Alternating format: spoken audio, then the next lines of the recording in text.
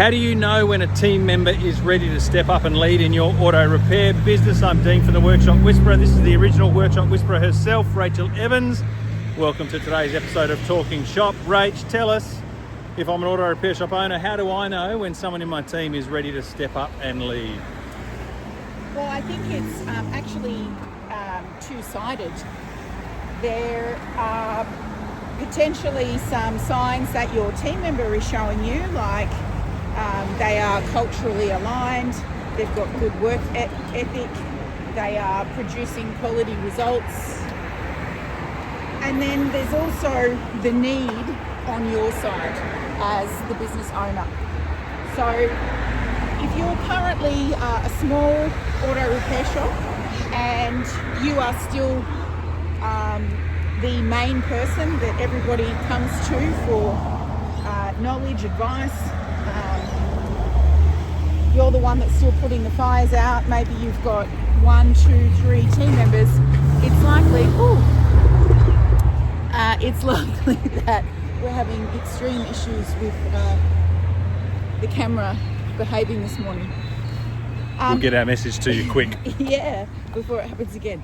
It is likely that with such a small team, you're not ready to make someone a standalone leader, so leading hand. You certainly don't need a standalone workshop foreman when you've only got you and 3 others. But there needs to be a space created by you, nonetheless, for someone to step into and grow into leadership, so that when the business is of size, even with just one more team member, so that that person has grown organically into leadership.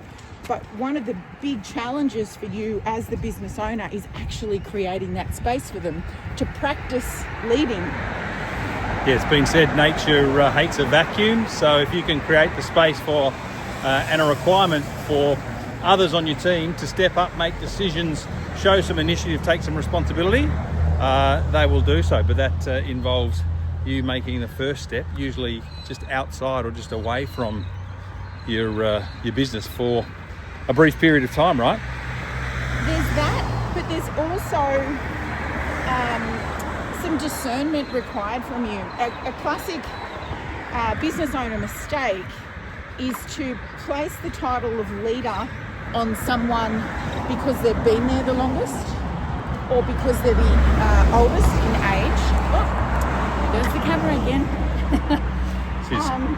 This is quite the new addition to Talking Shop videos. It is.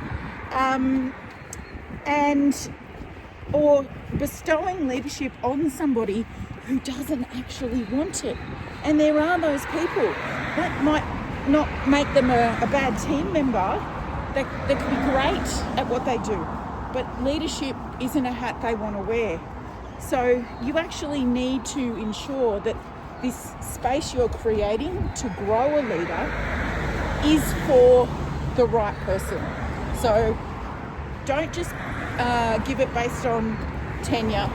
Don't give it based on most experienced, and not just your pick. It's got to be a two-way street. Yeah. Pick on attitude and habits, not necessarily skills, experience or time they've been in your workshop. And before this phone flips around again, we'll say goodbye and we'll see you on the next episode of Talking Shop.